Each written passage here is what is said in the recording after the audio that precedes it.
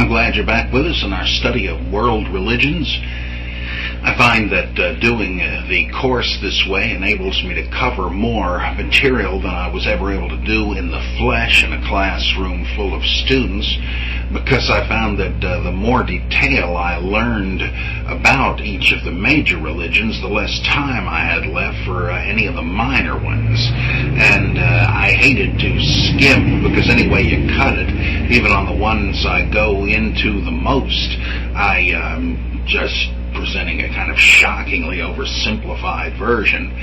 Though there is a point to that, it is an introductory course, not a dissertation on each one. But this way, since I don't have to worry about how many class sessions there are for people to actually sit on their butts in front of me for course hours, etc., I can put all that stuff back in. I can go into the detail I want to on Hinduism and Buddhism and Islam and so forth, and yet not completely neglect some of the other ones. You noticed I am pretty much neglecting what are called sometimes primal religions or tribal religions. To me, that is more the province of anthropology. I'm interested in faiths that have some kind of theological system, philosophical scriptures, and have influenced huge amounts of the human race for many centuries. And there are religious expressions that don't really come into that, plus I don't know a whole lot about them, so I'm sticking to the better known, but I get to do more of the better known ones than usual. And that brings me to a couple I have not done in a good while, namely a couple of major Chinese religions. Hearing that, you already know what they are, admit it. There's Confucianism and Daoism. Daoism is not big in Japan, and I mention that because some of you might have read Unger's Bible Handbook growing up, where it does give an attempt, a kind of a quick scattergun approach to other religions, and makes the error of saying that the Daoism is big in Japan. It's not. But at any rate, China does harbor both of these, as well as Buddhism now. I remember Mahayana Buddhism is big in China, but we've already pretty much dealt with that as much as we're going to do. So I'd like to get into Confucianism. It was founded, of course, by Confucius, but that is a Latin version of the Chinese. If any of you speak Chinese, be prepared to go into hysterics at how I am mispronouncing this. I assure you accidentally. Confuzi, if you want to spell it out, Kung-Fu-TZE, which means philosopher Kung or master Kung. Confuzi, Confucius. He was born in the Chinese dukedom of Lu in 551 BCE. I don't know enough about the study of their texts to know how well founded that is, but there's certainly nothing about the basic data concerning Confucius that implies he was a mythical figure. If there are hagiographic legends about him, which wouldn't surprise me, I don't know it. And whatever is said about him, it reduces down to a modest and believable basic idea. The dukedom of Lu, just L-U, and again 551 BCE, he at some point became a civil servant, and he came up with a whole raft of reforms that he wanted to see enacted, and he didn't have a whole lot of success, at least in his own eyes. He did accomplish something, but such was the magnitude of what he wanted to do that it didn't seem to him, in retrospect, that he had done much. He did manage to establish an egalitarian civil service examination, which gave individuals from any social class a chance at a government job, because, you know, what a shocker, it made it depend upon the person's character and ability.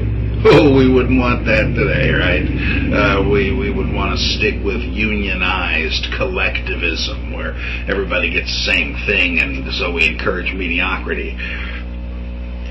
So that's like doubly shocking. He actually had an exam that made it possible to get competent people there in the DMV or wherever. Nothing to be taken for granted. And again, think of the contrast between this and the immobilizing caste system of India. No way are you rising or falling in that society within a single lifetime anyway. Well, here you had the chance to do it. So that's a pretty big accomplishment, but he did have in mind even wider reforms. And unlike certain presidential candidates, he apparently actually stipulated what they were, not just change in general, but specifics, but they didn't catch on. At least not during his lifetime. It turned out that after death, wouldn't you know it, his teaching did have great influence. Now, again, I do not know enough about it to say whether the specific reform of government suggestions he had made were put into effect. Don't know about that, but his philosophy of society and the good life, now that did take off like gangbusters, and even today is receiving new positive attention, even from the somewhat barbaric government of the People's Republic. You find his teaching mainly in a book that in the West is called the Analects, which of course just means the stuff you read over and over again. Ana, again, lect from like lectio, readings, and so on, a lectionary. That's basically the same idea. This was a set of sayings compiled about 70 years after his death, and you guessed it, there is some question over what he actually wrote of it and what he didn't, but at least you can be sure that what he didn't write was at least written by early Confucians, and so it must have been pretty much in harmony. His principal concepts include these. The first and the most important is the concept of Li, L-I. This is, I don't know any Chinese, so don't ask me how this boils down, I don't know. But Li is the principle of reverent propriety. Reverence is proper. There's a right way to do everything, a right way to relate to everyone. Manners and etiquette are very important. They rise above the level of niceties.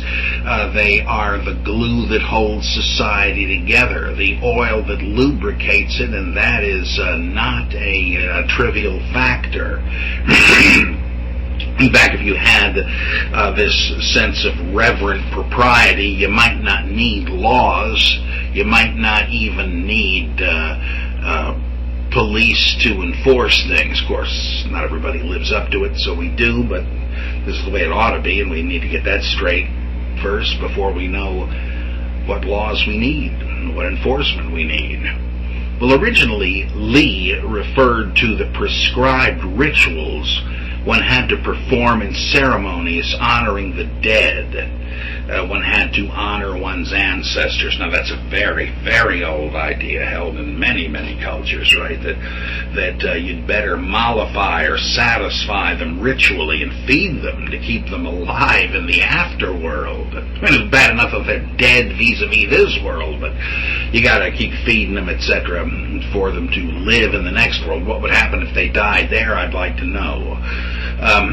And, of course, you had to live a good life in cultures with ancestor worship, because it would be the ancestors who would punish you if you didn't, right? They don't want their legacy ruined by some bum misbehaving, bringing disgrace on the family name. So that's a very common thing, that you have ceremonies to honor the ancestors. And traditionally, the idea was that if you performed the rituals of Li accurately, the results would be effective like magic. I mean, that's kind of what magic is supposed to be, right? A scientific grasping, a manipulation of an unseen force. And, well, the reason we don't call it science anymore is things like that seem not to pan out in experiment. But that is what they're supposed to be. Magic or even superstition are simply discredited attempts at scientific theorizing. One might say discredited experiments.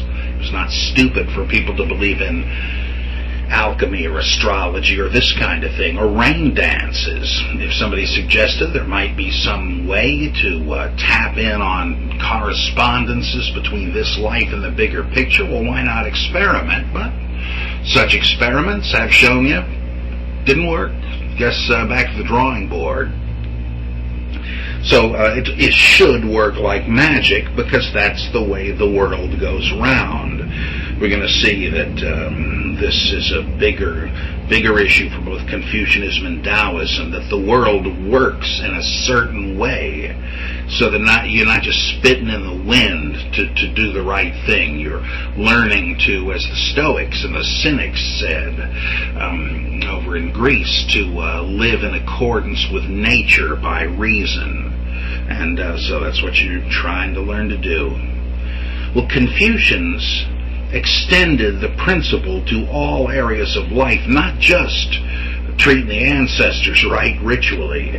Now, Confucius reasoned, that interpersonal and social relations would all work like magic if each individual acted in the proper way. That is, neither slavishly, obsequiously, nor boorishly, out of my way, pal. Neither of those is the way to go, though, it's very easy for people to do that. If somebody is acting boorishly, someone else may figure, well, I don't want any trouble, I will act slavishly. And you know what that results in. We don't want that. So you got to learn to move smoothly through life with everybody acting and reacting as their relationships dictate. And that brings us to the second major teaching of Confucius about the 5 relationships.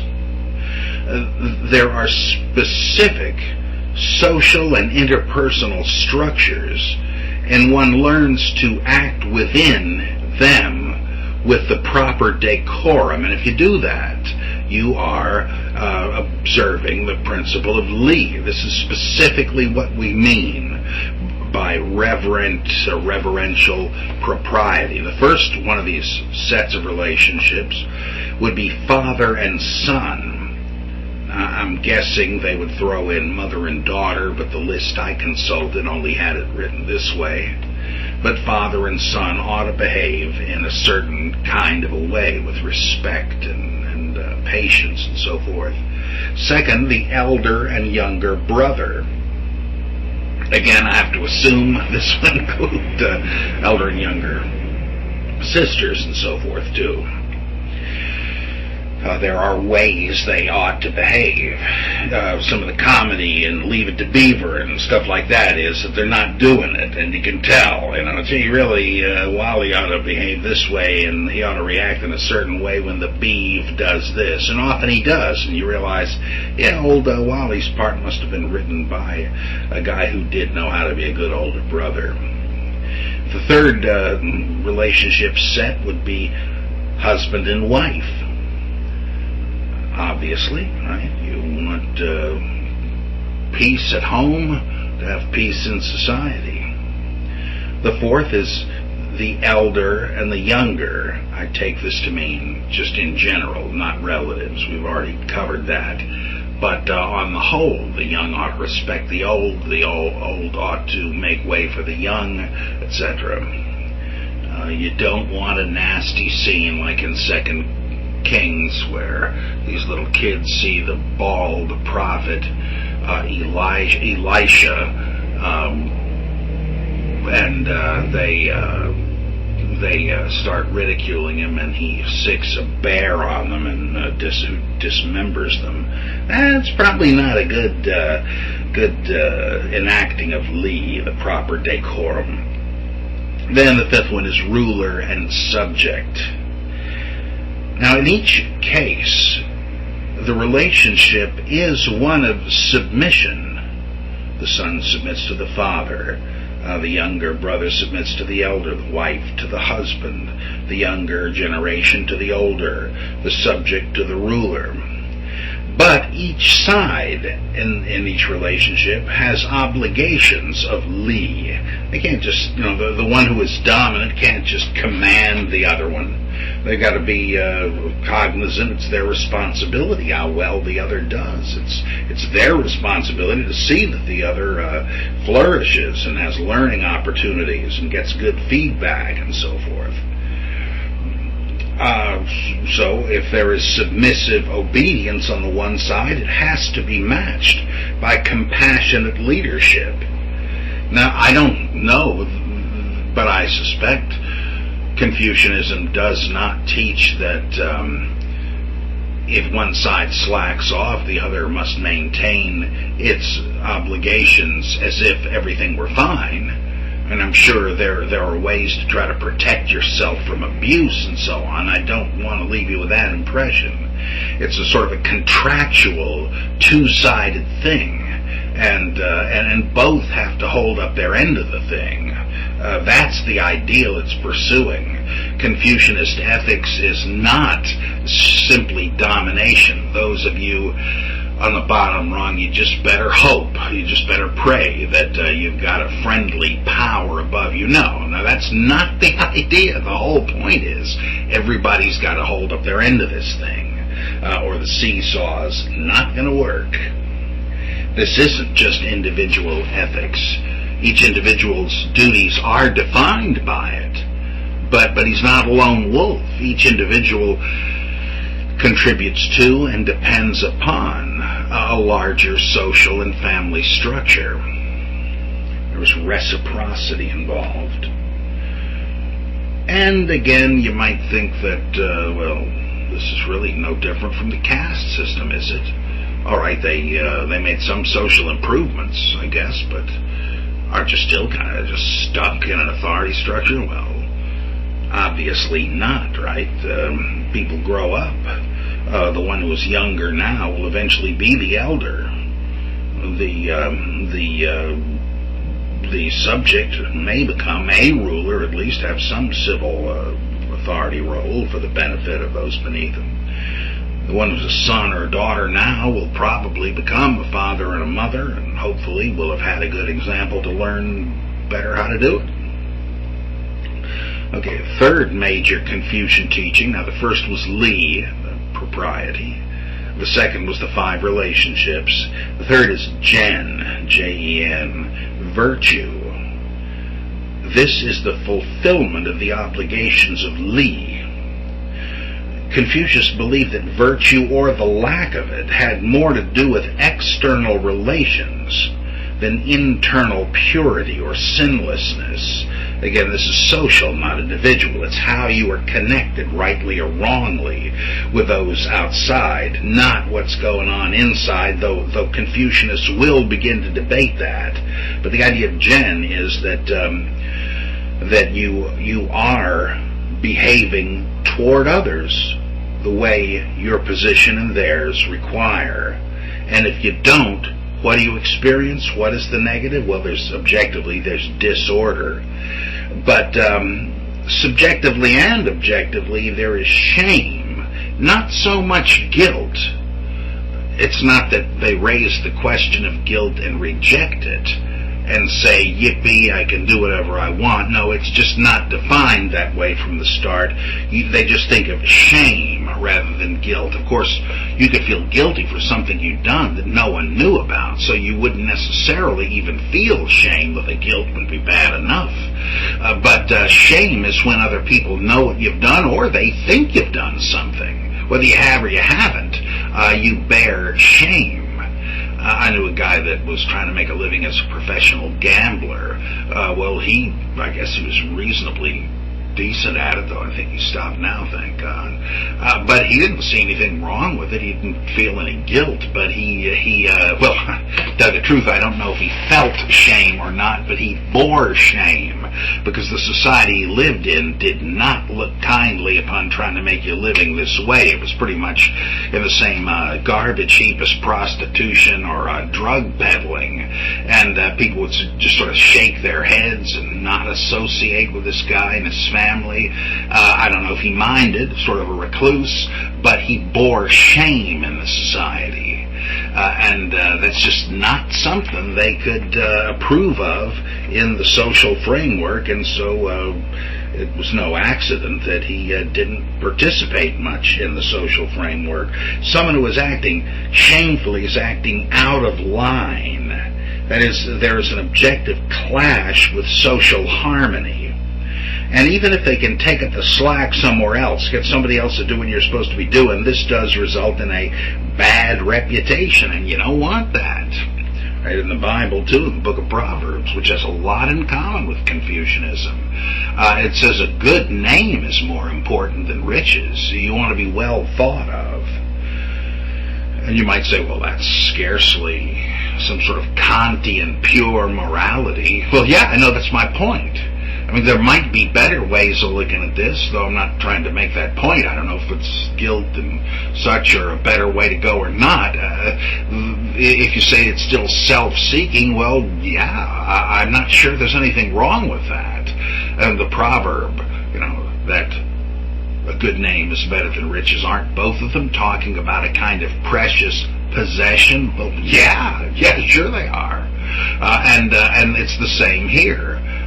What you have is a name to be proud of, not to be ashamed of, and that's a good to be pursued. So Confucianism, they'd love that. No doubt they've got their own saying that's parallel to it. What about human nature? Eventually that question did have to come up, and that spun off to different Confucianist theories here. The famous Mencius, or Mengo, Mencius, M-E-N-C-I-U-S, or Mengo, M-E-N-G-K'-O. No, Menko, yeah, that's right. He believed that human nature was pure and good, and that you can learn about the moral law of the universe by looking within. Your evil arises entirely from the environment. I think of Kant, who said, "Two things fill me with wonder, the starry heavens above and the moral law within." So the moral laws within, where does evil come from? Well, Ritschl, not ritual, but Ritschl, Albrecht Ritschl, R-I-S-C-H-L. He was the great liberal theologian following Schleiermacher, and he was a Kantian in many ways. He believed in an environmental doctrine of sin, that if we didn't have the constant temptation and suggestion and reinforcement and even rewarding of evil by a fallen society, we would not be evil, and that's why the liberal approach to edification is education. If people know better, they'll do better, and we need to shake them loose from the fatal propaganda of our fallen world. That was Menko, or Mencius's idea. The moral law of the universe coordinates with the moral law within. And again, just want to reinforce that point. The moral law is not only within. It is the way the world works. Just like in the Rig Veda, Varuna was the king and the guarantor of natural law and moral law, without and within, the macrocosm and the microcosm. Isn't it the same way in Matthew's version of the Lord's Prayer? Thy kingdom come, that is, may thy will be done on earth, that is among us, as it is in heaven. The planets are doing what they're supposed to be doing. It's those pesky humans that are screwing things up. So, you can find out about the moral law of the universe by looking inside. Now, there's another great Confucian thinker, Sun Tzu, which is H-S-U with an umlaut, N, T-Z-U.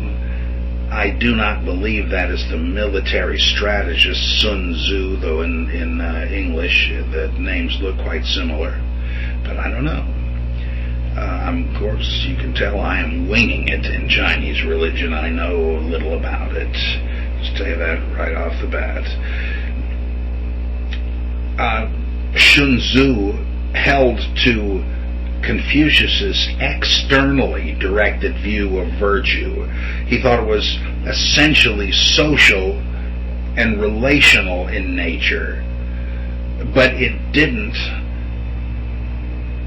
really matter whether human nature was good or evil, since in either case virtue comes from moral education, and it's expressed or embodied or enacted in social relations. In other words, you could say that we are eager to do good and just need to know how to do it, or you could say we're inherently evil, but we can be trained like an animal, and that's all you got to do, and it can be done with most people. Or you could say we're just a blank slate, and you just need to write the right thing on it. It wouldn't really matter.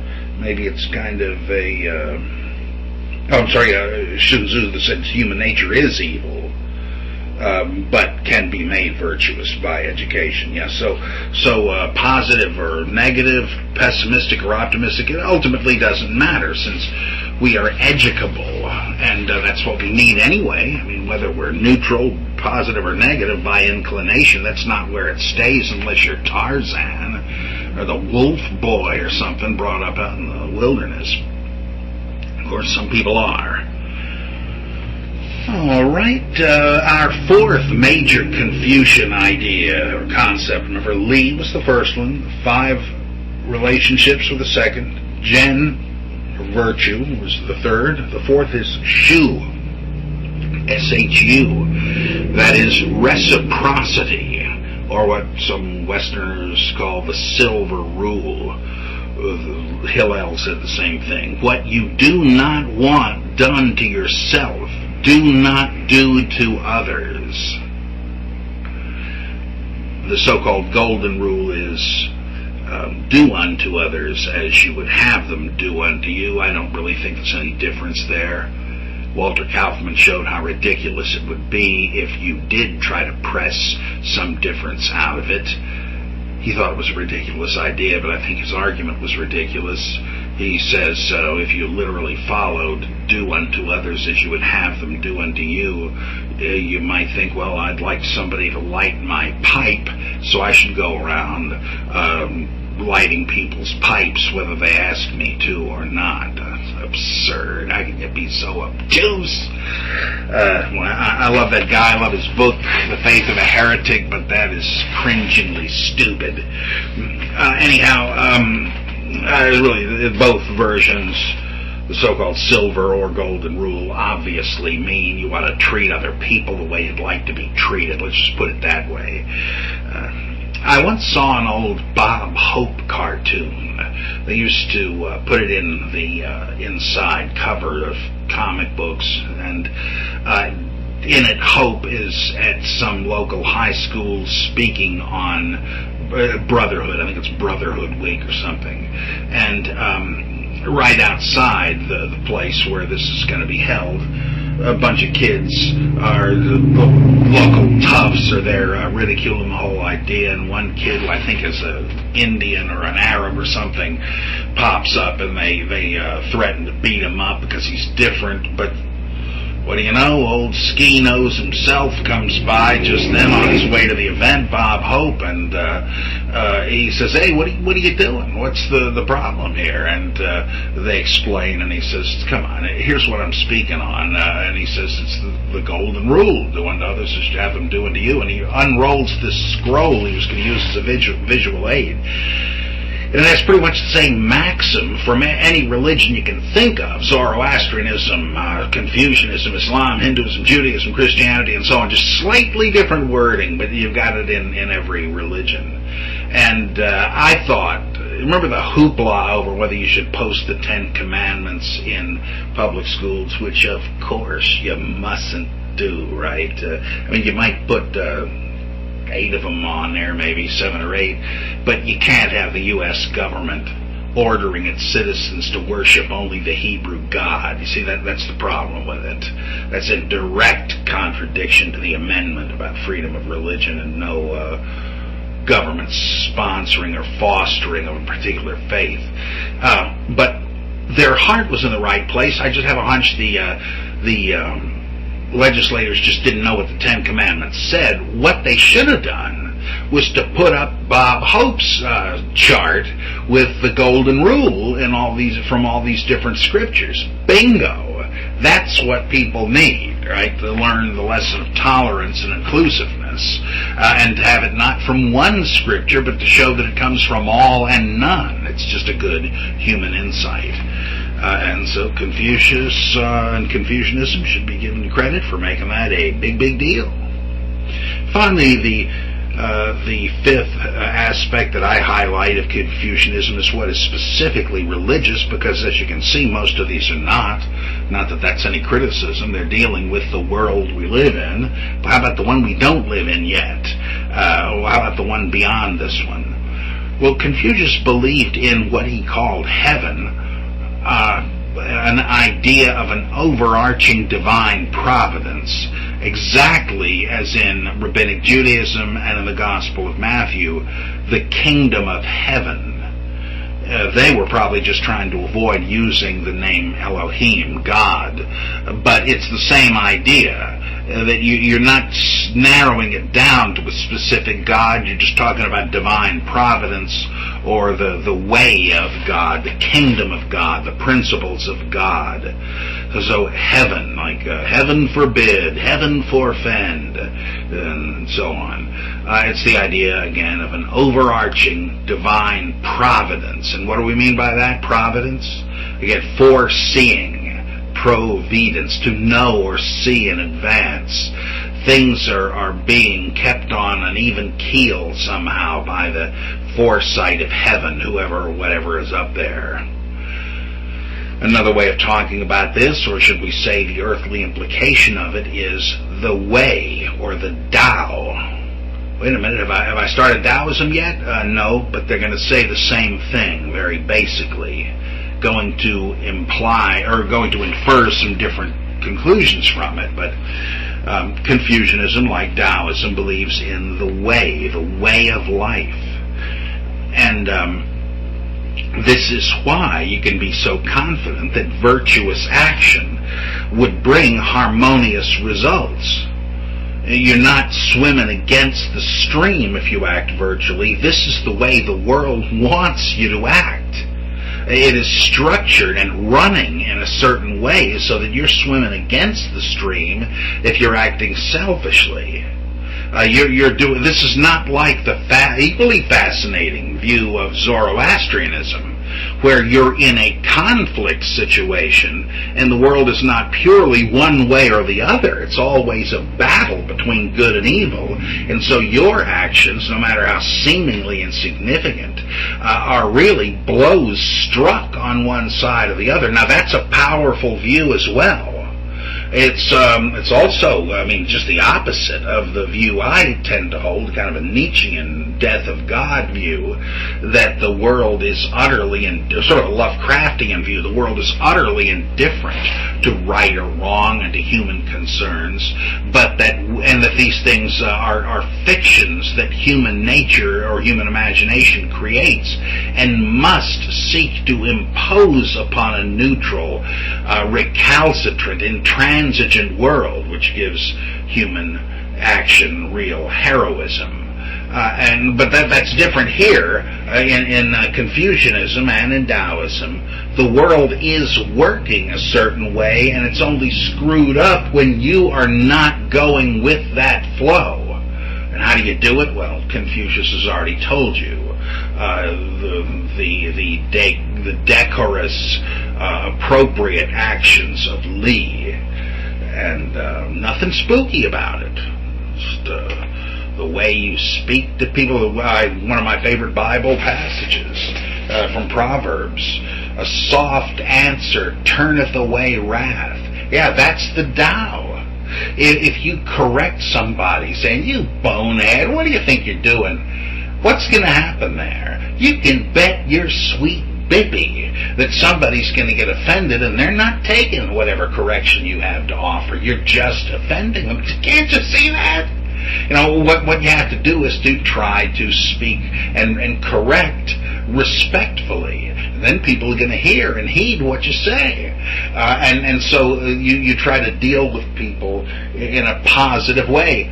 Need I say it? The way you would like to be dealt with. No big mystery, right? No shocking Gnostic revelation here. Just very commonsensical. Now, have we really moved far from the pragmatic way of life in this world? Well, yes, just to say, and again, like Stoics and Cynics did too, this corresponds to the will of heaven. The Cynics, well, they didn't really say this, but the Stoics said the reason the world works in such a way that living rationally will make you prosper is that the world works according to the logos of God, the word of God, the logic of God that permeates all things. That's very much like the idea of heaven here in Confucianism. Would you say that Confucius was a religious reformer? From what I know, I would not. He was a social and ethical reformer, though. That's not necessarily less important, maybe a lot more important. And now eventually, perhaps ironically, he himself became venerated as virtually a divine being, with people worshiping him and offering sacrifices. Now, he'd have never gone along with that. Prophets seldom do, right? People are quick to worship them and they shrug it off. Good master, what must I do to inherit eternal life? Wait just a second. Number one would be not calling me good, since only God is good, right? That's same thing. Kung Fu Zi would have been mortified. But again, if you're on the other side, if you're one of his fans, what can you do? You know, you think he's so great, you just got to say so. Like the time that Stuttering John was interviewing, well, he managed somehow to get into a press conference with the Dalai Lama, and he got his question in, how does it feel to be God? And the Dalai Lama humbly said, oh, just a Buddhist monk, just a Buddhist monk. Your Holiness, you're not fooling anybody. Anyway, so Confucianism is practiced as a religion. Personally, I have trouble considering it as more than a kind of a comprehensive and noble social philosophy, but if somebody thinks it's a religion, I guess it is one. Now, how about Daoism? If you're looking up this one in the dictionary, you ought to know that you might need to look under T, or you might need to look under D, because they've changed the accepted transliteration system. It used to be that if you read Taoism, you knew to say Daoism. You would have said Taoism, which nobody was supposed to say, if it were written T'-AO-ism. That is because in the old system the missionaries came up with, I have no idea why they did this, but you pronounced a transliterated Chinese T like an English language T only if it were followed by an apostrophe. And since it is not, and never has been in the name of this religion, you would say Taoism as Daoism. Nowadays they've changed it to make it simple and more sensible.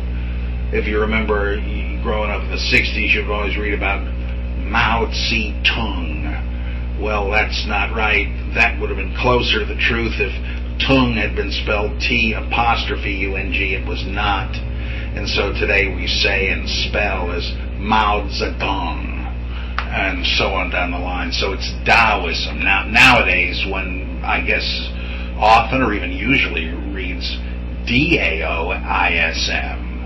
Not bad. That's a better, more natural transliteration. So either way you see it, it's referring to the same thing, Daoism. Daoism Well, it's based on a mystical tradition that has crystallized in a book, which we usually call the Dao De Jing, which means the book or the classic. The Jing part means that, of the way, the Tao, and its power, Dao De Jing, spelled Taotechining.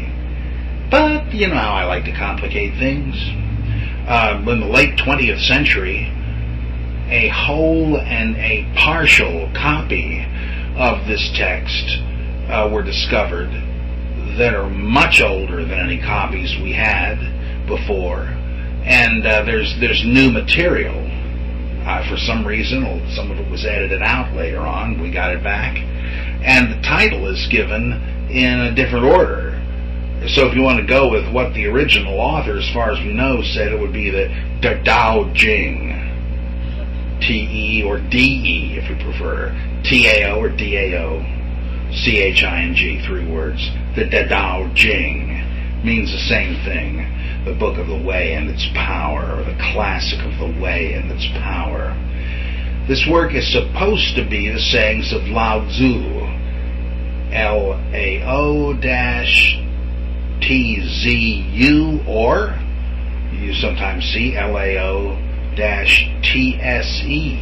Lao Tzu. I think that they're both just attempts to bring across the Chinese into the very different English language.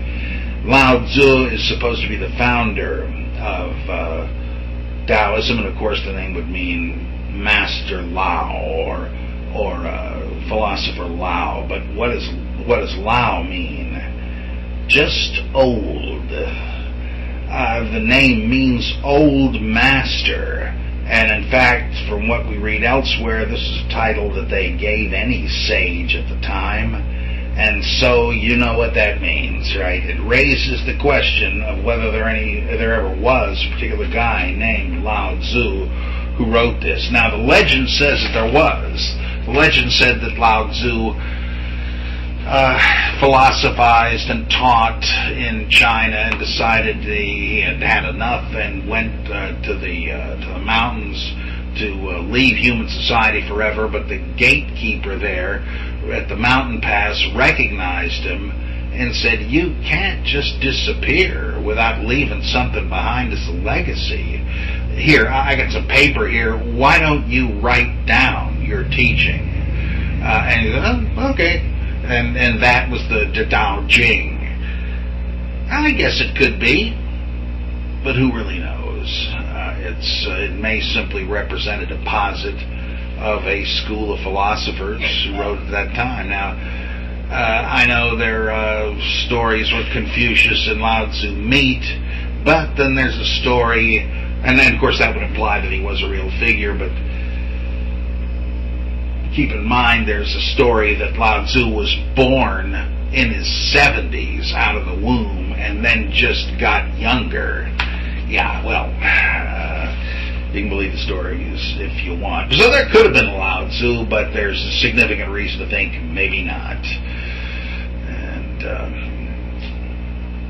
hardly matters because human beings as individuals do not matter so much in Daoism anyway. I mean, they do in that they're the audience, right? But you don't need a human being and his or her deeds to do what you got to do. The basis of Daoism is action, acting in accordance with the way of heaven. Yes, I know that sounds just like Confucianism, which is no shocking surprise, right? Because they're both Chinese philosophies. They do have a lot in common, but they wind up a bit differently. And I suppose the biggest difference would be that in Confucianism there is a more of an activist sense, that you act virtuously, and by doing so begin to approximate the way of heaven. But the central insight of Daoism, no, passivity, not activity. Daoism is the watercourse way. That's a real handy way of describing it. You just go with the flow. The most important image for the truth of this is water.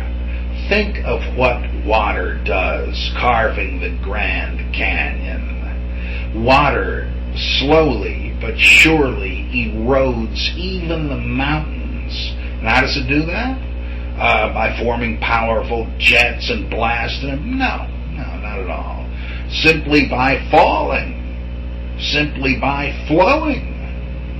Simply by taking the path of least resistance. And that's what the wise person does. He or she rides with the tide. At least that's what you do if you want to live well and productively. Suppose you wanted to clear up a pool of muddy water. Well, the cart's just gone over a rutted road. It's muddy. It's just rained, and you dropped. Say your coin purse broke, and you dropped your coins, and oh my gosh, they're in these muddy pools of water. What might you do? Well, you could dig around in them, and not seeing what you're doing, you could mix the coin up in the mud and never find them. But, if you were impatient, you wouldn't want to do this, but the thing to do would just be to stand there and wait. Just wait for the mud to settle out of the water. And then you can see into the puddles and find your coins and grab them, right? You wouldn't say, well, let me set up a vortex here, my own little cyclotron, and try to stir up the water in the pools with a stick. Dope. No, that would just get it muddier. That would just make it cloudy. You just gotta wait for it to settle out and let it come to you. Things will clarify by themselves. You just gotta let it be. And that's the way to handle problems. I don't know if handle is even the word, because that implies more activity. But that's the way to deal with them, a kind of laissez-faire, hands-off manner. And this does seem to have been framed in intentional contradiction to Confucianism. He said, no, that's wrong. You're just stirring up the muddy water if you interfere. Just let it be. Daoism gave birth to mysticism. Now, ethically, what should you do if you're a Daoist? Well, you should, again, let things flow, live everyday life according to the Tao, but you could go beyond that. You might also pursue a mystical union with the eternal, indescribable way of the universe. If you did, think of Mahayana Buddhism, think of Vedanta Hinduism, because this is a third with them. This is a non-dualist type of mysticism. Once you attained it, you could, of course, come out of the trance again. You would many times. And before this life is over, and you enter it for good.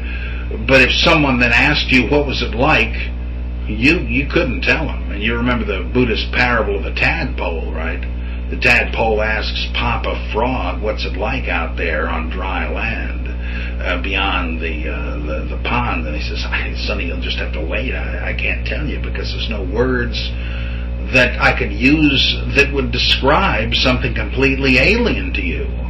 All the words you know are based on what you see in the water. You're just going to have to wait and find out. And that's why there's a very famous Daoist statement, the true Tao is the Tao that cannot be explained. So if you think you can explain it, you've missed it. Or another great Daoist saying, those who know don't say. Those who say don't know. I think that's worth meditating on. So it's mystical. It goes beyond words. And one pursues that union with the eternal, indescribable way. Now, why do you have to pursue it? And why join with it? Well, because what separates you from it is this resistance to it that creates the idea of an individual self. The fact that you stand back from it, criticizing it and editing it and changing it, creates you as another thing beside it. You are suddenly standing out from it like a boil or a pimple. You've got to be reabsorbed, and that is your natural state without this sore thumb of an individual self sticking out. Your own selfhood is a contradiction of the Tao, at least in this level of mysticism. Now, how do you attain this? There's a lot of similarities between mystical Daoism and yoga and Zen. In fact, sometimes you will see the terms yoked together, no pun intended. Daoist yoga, Daoist Zen. It fits pretty well, which is no surprise, right? Because these people must be doing the same basic thing with brain physiology and all. Well, let's jump out of that into another area of life, personal ethics, mysticism. How about society and government? Well, applied to government, Daoism implies that the state that governs best governs least. Libertarianism is a kind of Daoism. You have to trust people. Society will work. It's a natural outgrowth of human nature. Don't tinker with it. It's not broken. Don't try to fix it or you will break it. The best emperor is the one whose exercise of power is the most subtle, the least noticed. I say libertarianism would be a good example of Daoism applied to politics. Some would say anarchism is even better. That implies, of course, a faith in human nature and human behavior. Those who don't believe in anarchism, which is most people, believe that it doesn't take too many bad apples to spoil the barrel, and you would quickly have a lot of spoilage going on. Why do you need police? The anarchist says you don't. Nobody's going to steal unless they're made insecure by people having a lot and at the expense of those who have little. But the skeptic of anarchism will say, no. The problem arises when greedy folks decide they will exploit the poor, and then the poor, like it or not, are going to have some sort of police force to protect them from the greedy. That is the view I hold. I wish it weren't so, but it seems pretty obvious, right, that if you've got the Penguin and the Joker running around, you're going to need some protection from them. But the metaphors are kind of important here. You might say that a good emperor who believed in Taoism would govern sort of like a judo master. What do you do? I think this is judo, maybe it's jiu-jitsu, where what you do to respond to an attacking foe is just to manipulate the onrushing force, not meet it with force. You just redirect the forces in motion, and suddenly your attacking foe is flying across the room in the same direction, but you manage to duck and shift his trajectory a little, and there he goes. He crashes into the wall instead of you. He's flattened, not you. So the forces are there, and they might even be destructive, but they're going to be worse if you crash into them. So maybe you can sidestep them or redirect them somehow. If we learn to do that, maybe things, and needless to say, interference with the ecosystem. Right? There's some way to do it without wielding a blunt instrument. That'd be the Daoist thing. Eventually, in a Daoist work called the Zhuangzi, which I assume is based on the name of the philosopher Zhuang, Zhuangzi, Chuang-Tzu, there was added a very, very well-known refinement to the notion of the Tao. There was already an ancient Asian belief in the polarity of everything. that everything can be divided into yin and yang. Who knows? I don't know whether I'm pronouncing that right or not, but everybody says it that way. Why not? That is yin. Looking at that side of the menu is passive, feminine, damp, dark, cold, or evil. And then there's yang, which is active, masculine, dry, light, warm, and good. Now, I don't know how they arrive at what goes into those categories, but right action was seen traditionally as being the maintenance of both of those in harmony, in tension. That you don't want the final victory of one over the other. No, you definitely don't want that. Just like you don't want the triumph of order over chaos, or vice versa. I remember a great Michael Moorcock novel, I think one of his Dorian Hawkmoon novels. Hawkmoon was an agent, no, maybe it must have been an Elric novel, Elric of Melma Benet, a swordsman and a sorcerer. He had worked as his aristocratic line always had as an agent of the Lords of Chaos, demons basically, but something happens. It's been too long since I read them. I've been reading all this theology stuff for too long. And Elric switches sides and becomes an agent of the Lords of Order. And he has a vision one day in which he sees the world as it would be if chaos triumphed, and it's pretty much what you would imagine, an indescribable hell of clashing chaos and so on. But then he sees the way it would be if order completely triumphed, and it's sort of like a great concrete museum of motionless, lifeless colossi. And he realizes, I mustn't try to stop or destroy chaos. I mustn't try to install order. The thing to do is to seek a balance of the two, where perhaps order has the upper hand. But if there were no chaos, there would be no life. Fascinating. Well, that's more like Daoism, once it incorporates the yin-yang polarity. And you've seen, of course, I know, the great diagram of the Tao with the yin and yang. You have a circle divided with an S curve down the middle, and in the bigger part of each paramecium-shaped half, you've got a dot that is the same color as the other half. And what this means is that, yes, all of life is this ongoing contest and pressuring against one another of yin and yang, of all the forces aligned, in a sense, against one another. But the tension in them is what causes the world to go around. And so you need them both. They have to be in balance. Neither is good on its own. I know I said that one was good, one is evil. I don't know what they mean by that. My acquaintance with this is very superficial.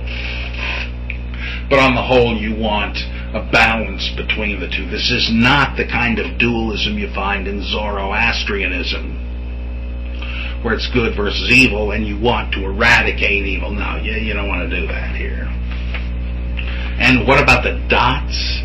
The dot inside the one color is the color of the other half, and vice versa. Well, no matter how much you embody one of these things, you've got a touch of the other, a trace of the other in you. The whole picture, the whole diagram is a great instance of Derrida's doctrine of the trace. The one is given shape by its relation to the other. So each thing is defined not by itself, but by the other things it is adjacent to.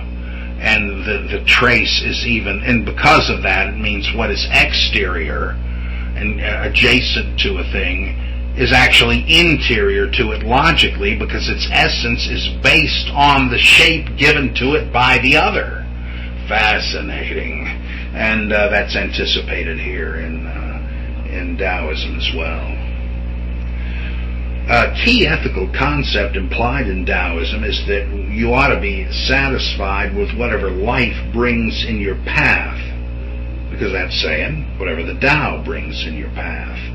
Anything is as desirable as anything else. As the Stoics said, and they have exactly the same idea, that whatever happens to you is good if it is received as good, and all you need to do there is to say, here's a chance for me to learn virtue, to become more virtuous, whatever it is.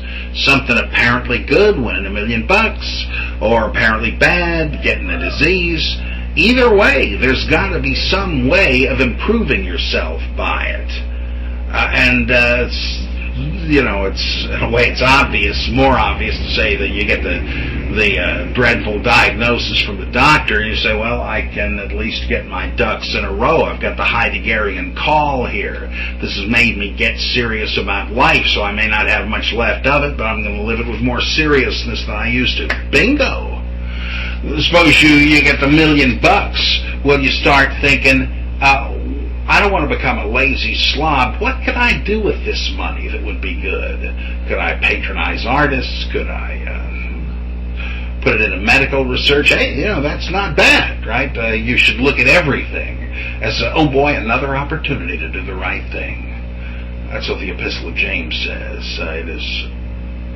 It is heavily influenced by Stoicism, and Daoism says the same thing. Whatever comes into your life, the Tao is bringing it, so it's got to be desirable. It's not haphazard. You mustn't be dependent on circumstances for your happiness. If you're not dependent on it, if you don't insist that things turn out a certain way before you're going to be happy, well, then nothing can make you unhappy. You're just going to take it as it comes. Let's see what today brings. If it's a challenge, good. If it's just a pleasure, good. Neither one of them is bad. Why don't you just approach it the right way, realizing, yeah, this was special delivery to me. Now you might say, well, wait a second, I can't believe that. Well, maybe it's not even literally true as they believe. Maybe you don't believe in that divine providence that is actually bringing things to you for your good.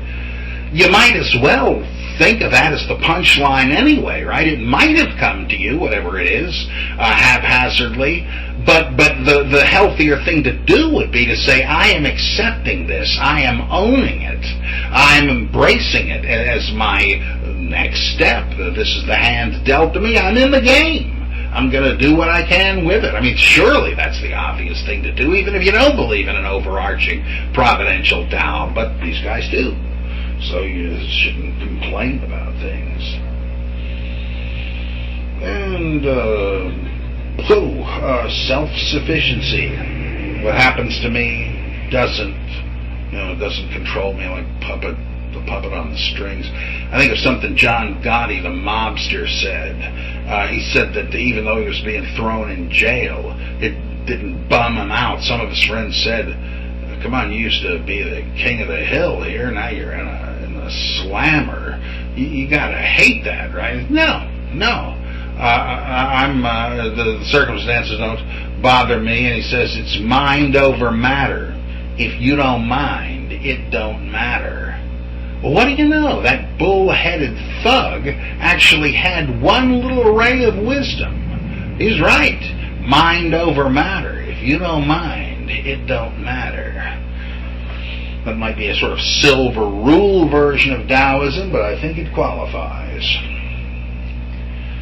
Daoism is known for being, in addition to philosophically profound and mystically inclined and ethically clever, also for being grossly superstitious. That's because, as with all religions, you've got people able to grasp a hold of it wherever they're at. Right? There are dumbed down versions of this.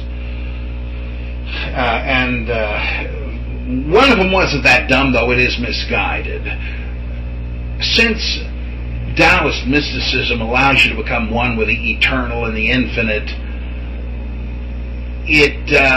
someone might say, well, does that mean infinite quantitatively? Well, the mystics didn't mean that, right? They meant that in this life, You could have qualitative eternity of being by removing the barriers between yourself and it. You can temporarily enter timelessness, but come back into the time stream. But that did lead some early Taoists to say, gee, I wonder if you could get it quantitatively too. And I don't mean just not being reincarnated once this life is over and escaping the temporal flux. I mean, could you possibly come up with some elixir or something that would extend the life of the body indefinitely? Could you live for hundreds of years? There are people that have thought that. The people that came up with the Unity School of Christianity, some New Thought people, like Charles Fillmore, he believed that he could gain eternal youth by just not believing that his body would decay and die. And it did him some good. Interviewers said that even when he was an old man, he was just full of juice. He was full of life and had the alertness of a young man and appeared to be agile and springy. But, of course, eventually he croaked. So that probably doesn't work, but it is a kind of a dare to believe thing. We're on to something here. Could it be? I mean, some of us felt this way back when the communist regimes of Eastern Europe were falling one by one in late 1989 and 1990. Each one that fell, boy, I thought I'd never see this: Poland, Czechoslovakia, Hungary, Romania. Even at that, it seemed impossible that the Soviet Union could fall. And I remember having it occur to me, gee, maybe this is a domino thing, and eventually the USSR will fall. Nah, it couldn't, but who knows? I mean, we didn't think any of these other ones would either. Could it be possible? And sure enough, wham! Yeah, I know, you've been looking at the headlines, and now Russia is becoming an expansionist juggernaut again, but, at least for a while there, the Cold War was over. I have to credit these people with thinking that if the mind over matter doctrine really can work miracles in your life, could it be possible it could extend life indefinitely? They just dared to try to look around that corner. And, well, the first Daoists had people that did the same thing. There were people in the Radical Reformation in Europe. Some of them thought one could regain Adamic innocence, purity, and longevity, like Adam, who would have lived forever had he eaten the tree of life, but he didn't get a chance to because he was kicked out of Eden because of sin. But hey, aren't we restored to Adam and Edenic innocence in Christ? Maybe we can live forever on earth. This is one of the ways that people reject this world of samsara. It has a tendency to catch up with them, but the early Taoists were kind of like that. They thought they could get some elixir, and of course that leads to alchemy, right? And there are plenty of Taoist peddlers of charms and elixirs for those and other purposes. I kind of don't think they work.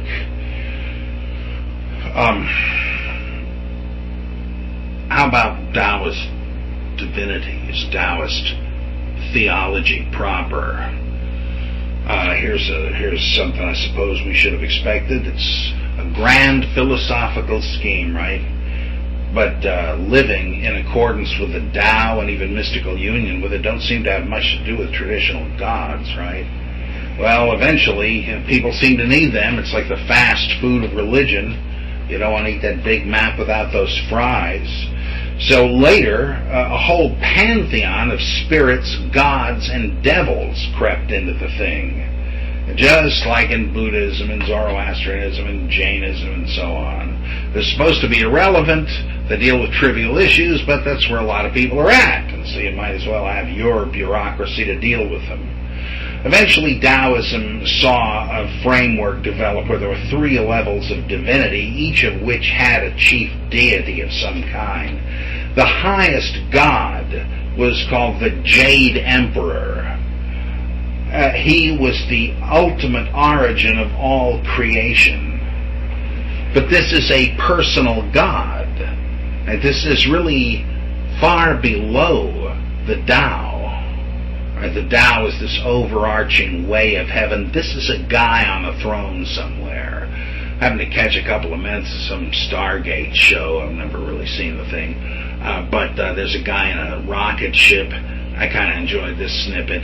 He's making radio contact because he's about to land, and he says that he is the pilot for the Jade Emperor, Shang-Di, who wants clearance to make a landing. I thought that's pretty neat.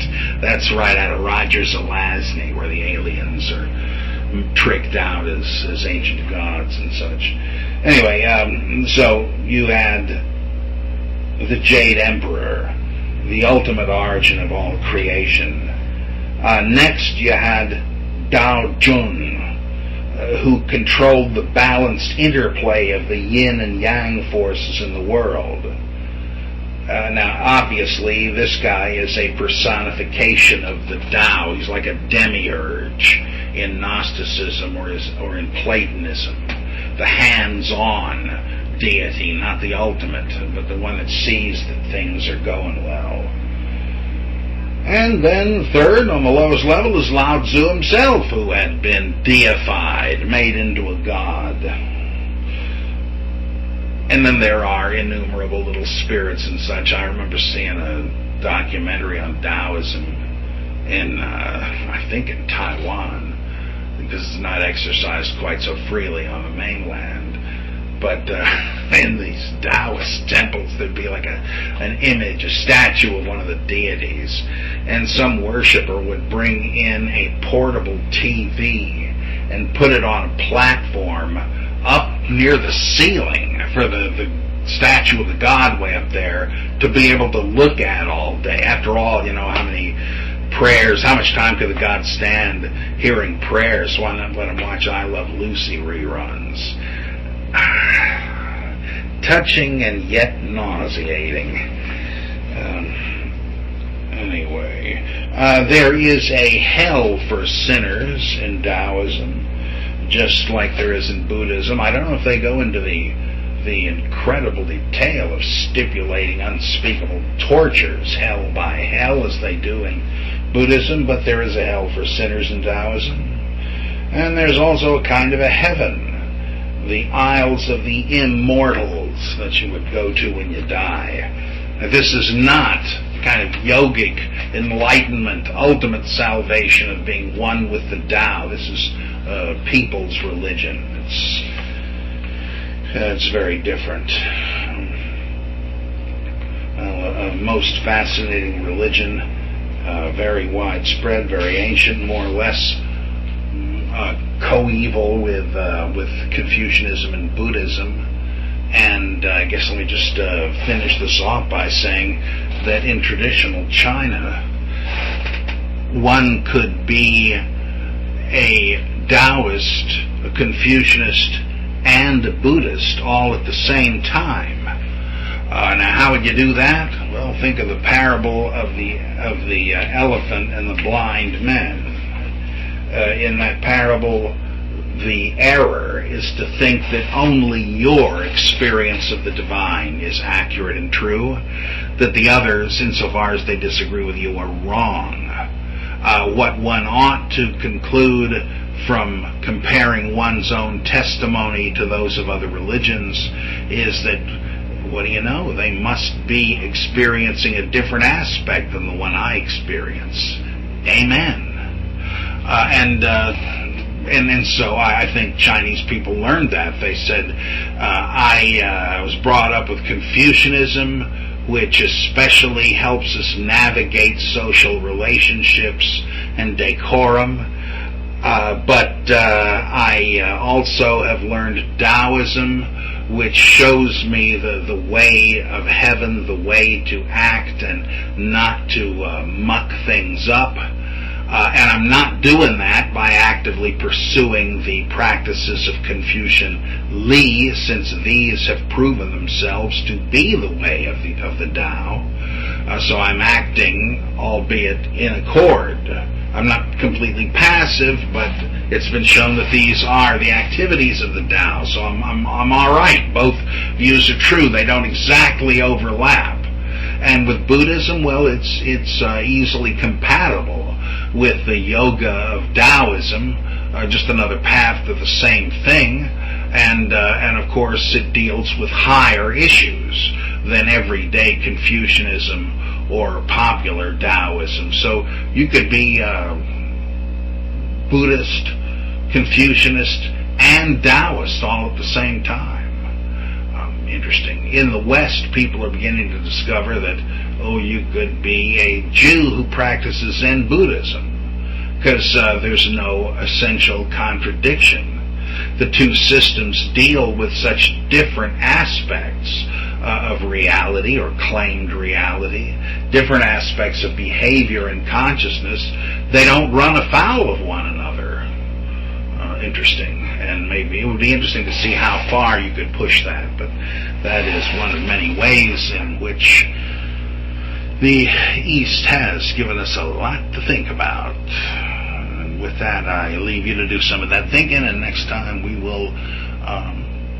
we'll start to jump over to the western half by looking at Israelite religion and Judaism.